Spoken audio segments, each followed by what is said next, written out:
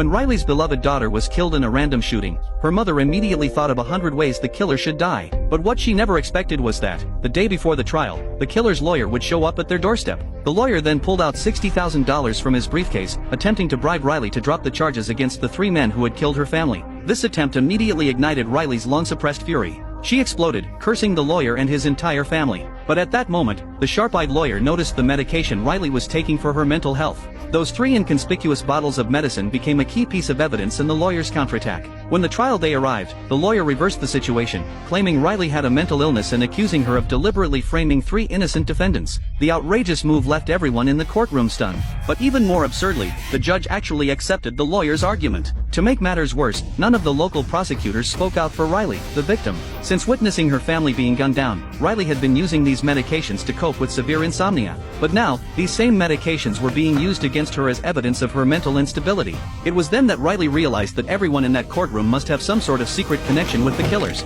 This realization only strengthened her resolve for revenge. She vowed to make them all pay the price for what they had done. However, the situation took a darker turn. The group of people in the courtroom seemed intent on sending Riley to a terrifying mental institution, believing her to be insane. Just as the door to the vehicle was about to close, Riley spotted an oxygen tank nearby. Barefoot, she managed to run for half an hour, finally escaping the clutches of these demons. From that moment on, Riley disappeared without a trace. 5 years later, the police discovered the bodies of 3 men who had fallen from a Ferris wheel, each of their faces contorted in agony, as if they had suffered some severe form of torture. When the police investigated further, they found out that these 3 men were none other than the very killers who had slaughtered Riley's entire family.